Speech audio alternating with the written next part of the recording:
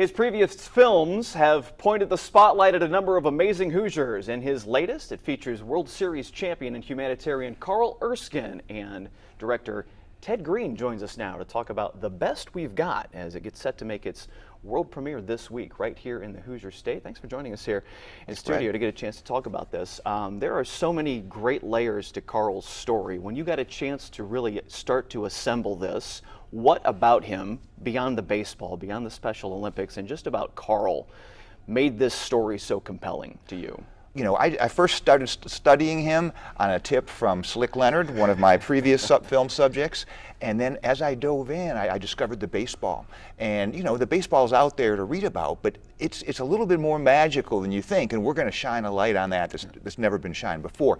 But really, the heart of the story is Carl as a champion of human rights, especially in the areas of diversity alongside Jackie Robinson and inclusion with his son Jimmy. Is so much of what made Carl who he was, where he came from, because of what he came from in particular up in Madison County? Yes, I believe so. In fact, Anderson, Indiana, I would call a character unto itself in this film. I mean, you know, where Carl grew up, again, this is Indiana, this is the 1930s, a terribly racially fraught time. I mean, not even 10 years earlier, the Klan ran this state. So, you know, every force in society is pushing Carl in one direction, and yet as a 10-year-old, he befriends Johnny Wilson, a 9-year-old black boy, in an alley shooting baskets. Well, 80 years later, those two are still best friends and sharing their story in schools all over East Central Indiana. And really, you know, Carl always returned to Anderson. Yeah. When he and Betty had their fourth child, Jimmy, who had Down syndrome in 1960, they were poised to take a job in New York because Carl had a job at the Van Heusen shirt company. But when one day in church, they looked around and they saw all their friends and they saw their family and they said, you know what? We are going to stay here. This is where we need to raise Jimmy. And as Carl says, that's the best non-move he ever made, is not leaving Anderson. It's really a sweet story. Carl really, as he has really embodied so much of what we like to think of as Indiana ideals. And when you get a chance to have the conversation with him, I've always found that he's proud of being from Anderson, proud of being from Indiana, and that storyline really carried through all of his life as well. Oh, it's so true. I mean, he would call him, "Hey Anderson," other players. I mean, this is in 1950. He became known, and this was actually in the Baseball Register of 1959, Carl Erskine, the gentleman from Indiana.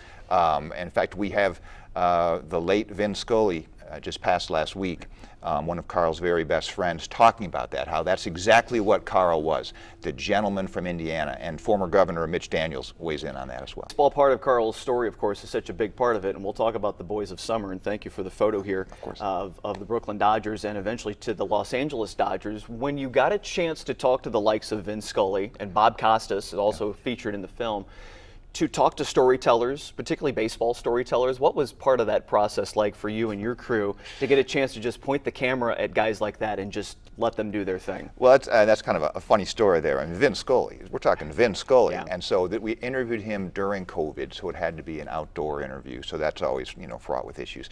But essentially, I, of course, had like an hour's worth of questions ready to ask him, and we show up at his house, and he's like, okay, you only need a couple sound bites, right? I'm like, oh, well, except that what happened, I just kind of let him go, and I barely even knew the camera was rolling. I could have listened to him all day. He tells such magical stories about, I mean, really, those Brooklyn Dodgers, they were sort of America's team, the late 1940s, all through the 1950s. You know, they had Hall of Famers across the board. Of course, they're most famous for Jackie Robinson. And, you know, it's just one of those teams that has endured and that was made especially famous by the 1972 book, The Boys of Summer. Well, as of now, Carl Erskine, as a self-proclaimed skinny kid from Anderson, Indiana, at 95 years old, is the last man standing, and he has incredible stories to tell. Carl always took great pride. The Jackie Robinson story, of course, is one of baseball's greatest ever. Carl always took great pride, I suspected, in being associated with that and having a chance to be a part of that history, as well as did everybody on those teams from the late 40s and early 50s with the Dodgers. Did you kind of pick up on that as the conversation went forward, that there was so much more to that really really meant a lot to him. Oh, I mean, what's funny now is, and Carl laid this line on me during one of our interviews. He said, you know, in some ways, Jackie keeps me alive.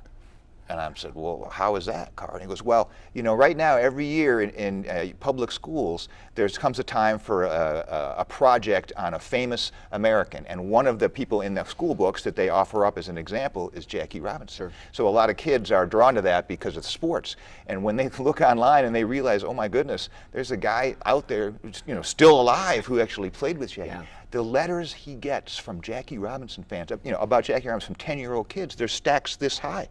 I mean, it is incredible. And the thing about Carl that a lot of people might not appreciate, I didn't when I started this project. I always just figured Pee Wee Reese was kind of, you know, that him throwing his arm around Jackie was kind of lionized as that's the you know, the mark of Dodger acceptance. But really, it was Carl who was the biggest supporter of Jackie on that team racially. In fact, with a little new scholarship, we unearthed the quote from 1972, the year that Jackie died, when he says very emphatically that no Dodger, none, understood more about what was going on, and he meant racially, than Carl Erskine did. Yeah, and a large part of that coming from where he grew up with Johnny and Anderson, right Without there question. in the back alley. Yeah. That's sort of the book that Carl wrote that I think sums up his life the most. Is called The Parallel, and he talks about Johnny Wilson kind of preparing him for Jackie Robinson. Yeah. Jackie Robinson preparing him for his son Jimmy, and they're different kinds of challenges, but in some ways they're alike. And you know, Carl was witness, you know, as Richard Lapchak, who's known as the racial conscience in sport, he said that Carl was one of the first white allies. He said that ask any civil rights leader today what they need, and they all say, we need white allies. And he said Carl Erskine, through his work with Jackie Robinson, was one of the first white allies. Yeah, and to Carl, it just came naturally. Yeah, it was just kind of a natural part of his being Right. for that. The next phase of his life, then, we've talked about his son Jimmy and the involvement in helping to begin Special Olympics and how important that was, not to the Erskine family, but the millions of lives that has touched over the decades. I know that even to this day means so much to Carl to have been an important part of that process because it's such a personal cause for him. Oh, he was such an important part of that process. I mean, he got involved with Jimmy in 1970. This is 2 years after the very first Special Olympics Games. Quite a ragtag event up at Soldier Field. Well, as was the first one in Indiana in 1970. Actually, the first one was in 1969 here in Indianapolis.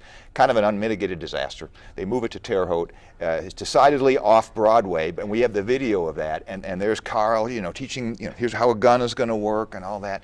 But Carl has been, I'll give you sort of a headline here, and I think it sums up Carl, is that Indiana, and we'll bring this out in the film, Indiana has gone from 120 years ago to being the very worst state in the Union in the treatment of and acceptance of people with special needs, to now being one of the very best. In fact, we have more schools involved in unified sports at the high school level than any state in the Union. We have the second biggest ARC chapter in the nation, which you wouldn't think being in Indiana. We have the Erskine Green Training Institute up in Muncie, which is the gem, the best work training site in the country. And so everybody, you ask anybody, people who go all the way back with Special Olympics, people who go all the way back with the Arc of Indiana, they will tell you that while it's taken a village and a half, the number one reason for this worst to first turnaround is number 17, Carl Erskine. Yeah. What can you say about that? And he still takes such great pride in that being his life's work and remained so very passionate about it, even well into his 80s and 90s. Oh, without question. I mean, you talk to Tim Shriver, who's the head of Special Olympics International. He raves about Carl. And one of the things is the founder, Eunice Kennedy Shriver, Tim Shriver's mother, she got Carl involved early on. She brought him to a function at the Kennedy Center in D.C. And Carl wasn't sure what he was going to do, but he sort of made it up on the fly. And what he did became his calling card. He holds up his World Series ring. He wore it that day for that purpose. And he said, how proud I am of this. Our team worked so hard. We kept losing to the Yankees and losing to the Yankees and finally beat him. And this meant so much to us in the whole borough of Brooklyn. But then he reaches into his pocket and he holds out one of Jimmy's Special Olympics gold medals. And he asks the crowd, now which do you think is the greater achievement? At first, there were tears, and then there was applause, and then people started opening their wallets, because this is a fundraiser after all. Well, Eunice Kennedy Shriver's no dummy. She said, Carl, you're coming with me. So she starts flying him on his private plane all around the country. We've also unearthed a clip of Carl on the Dick Cavett show in 1972, when Dick Cavett was like, what is this, Special Olympics, something like that? And so Carl was that guy from the beginning. And, you know, and Jimmy, we talk all about Carl, but Jimmy is such a great illustration of this, right? Jimmy, when he was born in 1960, the life expectation was 30, maybe 35. Well, 3 months ago, that young man turned 62. Yeah. He worked at Applebee's for 20 years, competed in Special Olympics for 50. I mean, what does that say? And without all the love from Carl and his wife Betty, they're coming up on their 75th wedding anniversary. That wouldn't have been possible. And the point is, it wasn't just about Jimmy. People say he was hands-on everywhere he went. Yeah. Every athlete mattered to him, and you can see that in the videos that we'll be showing in the film. It's great to see some of that interaction with knowing what his son and what that meant for that interaction, but to be able to share that with so many hundreds and thousands of kids was very special to Carl for so many years. Oh, it's just, and that's the thing about Carl, you see him on the ground floor back in the 50s of so many things that have now changed society, and he's been this guy. He leads behind the scenes. He doesn't lead with bombast. He doesn't throw money around. He doesn't have that much money. You know, he just leads by example, and again, with grace and humility. And I believe his impact is all the more powerful because of that. I call people for this film the last couple of years, you know, big name people. I get the same 3 words every time. Anything for Carl. Yeah. Wow. Yeah. In assembling the film, getting set to make its premiere this week at Anderson, it'll be in Indianapolis next week. We'll talk a little bit more about that in just a second. You have so many great stories. It had to be quite the process to try and figure out how to turn this into this much when you had this much to go with. Oh, I'm sure you have a feel for it. I mean, we collect and we collect. That's the one thing about these documentaries, that they're definitely not quick turns. I don't even put pen to paper for the first year. It's just strictly research and interviewing till I kind of see the story.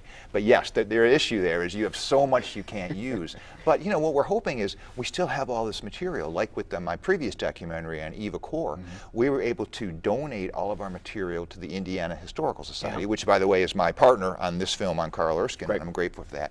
So we believe these materials can live on and just can be viewed by the public and by researchers. I mean, especially with Carl, he has 300 reels of home movies. It's fascinating. We'll be showing some of this as we go through. You can look on WRTV.com for some of this also, though. It was fascinating to go back and just see the plethora of the home movies, and some of this film had to be, I'm guessing, 70, 80 years old. Going back that far at least. I mean, I made a deal with Carl. I said, hey, Carl, could I use some of this stuff in the film if I digitize this? Because you're going to want to digitize it, because it's all in reels. And he said, okay, that sounds like a good deal.